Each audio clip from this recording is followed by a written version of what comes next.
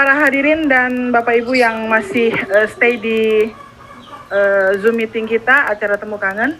Selanjutnya mari kita saksikan video penyemangat buat kita semuanya agar semangat para pegiat LPSE tidak pernah padam, baik dari Aceh sampai dengan Merauke. Silakan Mas Oci.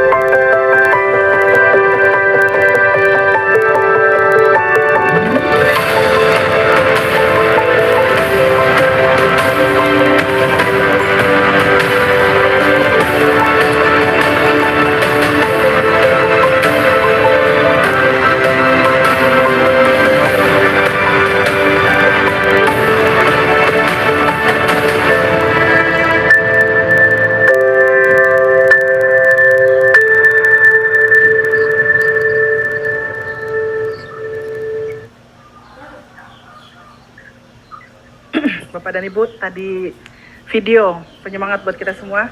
Mari kita senyum semua. Senyum biar kita semangat, biar kita bisa terus berjuang, biar kita bisa selalu sehat, memajukan LPSE kita di tanah air ini, dan tidak pernah loyo ataupun tidak pernah menyerah. Terima kasih buat Pak Kepala LKPP, Pak Roni, dan terima kasih juga buat Pak Agus Raharjo sudah memberikan pemanasan pada hari ini buat kami semua.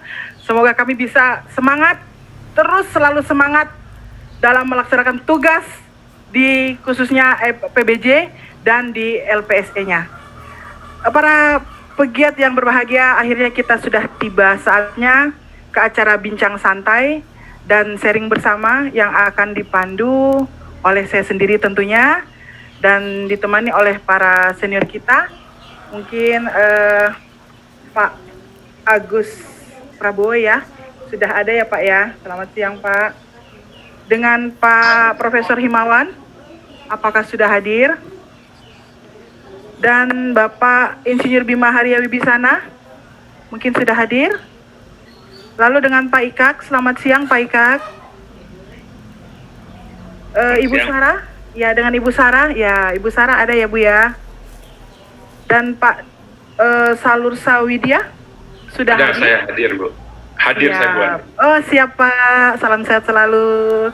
Baik, para pegiat yang berbahagia, mungkin perbincangan hari ini kita awali dari Bapak Dr. Insinyur Agus Prabowo MN. Sudah hadir Bapak? Sudah. Oh sudah, siap Bapak. Bapak kita yang satu ini selalu energik terus nih. Harus. Jadi contoh teladan buat kami yang muda-muda nih Pak. Terima kasih. Siap. Oke Pak, kita langsung saja mulai ya Pak ya. Ya. Saya wawancarai Bapak hari ini Pak. Wawancara ya, boleh, silahkan. Siap Pak. Begini Pak, ini ada perwakilan pertanyaan dari semua ini untuk Bapak nih. Yang pertama Pak, dalam ekosistem pengadaan, di mana posisi pengelola LPSE dan apa perannya Pak? Itu nomor 1 Pak. Bapak mau jawab dulu atau saya langsung 3 nomor nih Pak? Jawab dulu. Jawab dulu. Oke. Silakan Pak, monggo Pak. Ini pertanyaannya gampang tapi susah jawabnya ini ya. Ekosistem itu kan luas sekali ya, bisa kita lihat sangat luas. Pertanyaannya di mana posisinya LPSI? Kalau secara teknis memang dia di bagian pelaksana yang sudah hampir di ujung. Gitu ya. Tetapi ada lagi ekosistem yang lebih luas dari itu. Sorry, yang sebenarnya itu ingin nanti saya jelaskan di belakang kalau ada pertanyaan berikutnya. Lanjut dulu pertanyaan berikutnya coba. Baik Pak, ini ada yang kedua lagi nih. Apakah e-procurement Indonesia sudah sesuai harapan Bapak nih? Kalau saya melihat lebih dari yang diharapkan, agak berbeda saya pandangan saya, dan saya bisa cerita itu nanti. Ya. Jadi setelah saya di luar LKPP, setelah saya 2 tahun pensiun, saya kan tetap bekerja. Bekerjanya ada di bagian pengadaan ada, lingkungan hidup ada, manajemen ada.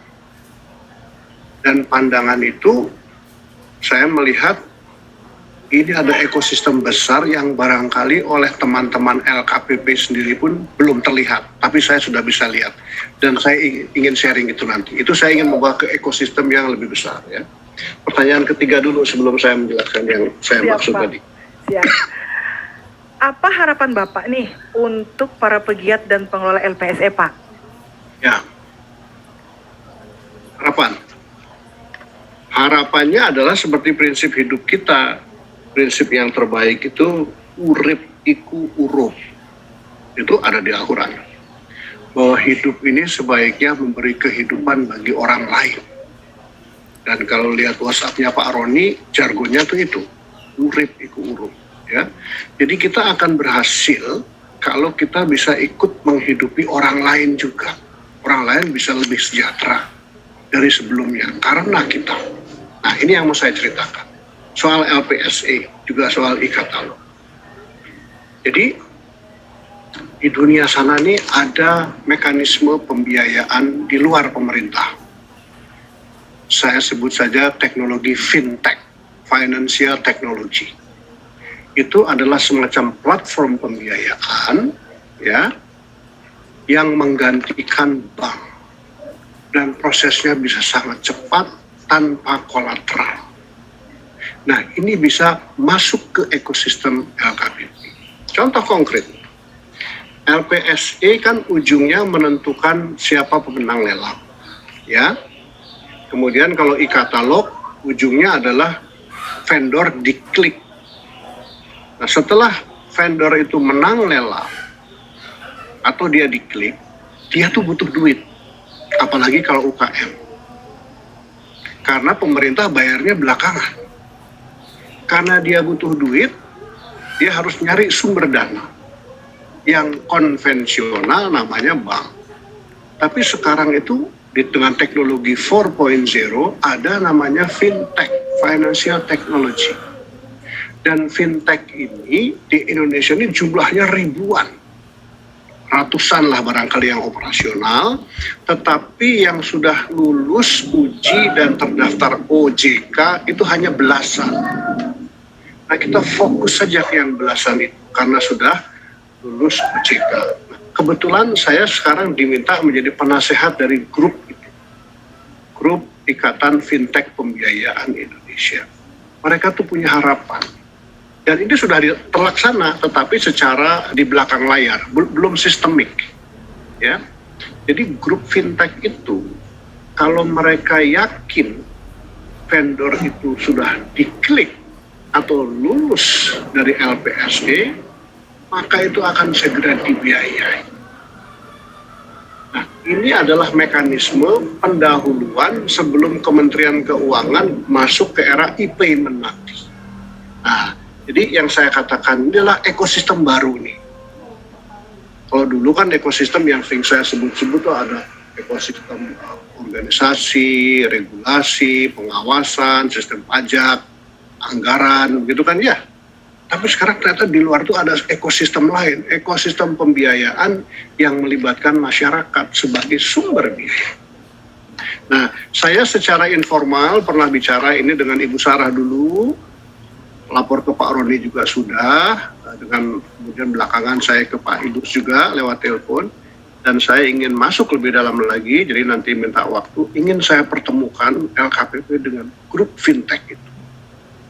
Nah, kalau itu sudah klik, sistem di LKPP nyambung ke sistem fintech itu, maka prosesnya akan lebih cepat. Dan kita menolong orang lain, menolong UKM yang butuh pembiayaan.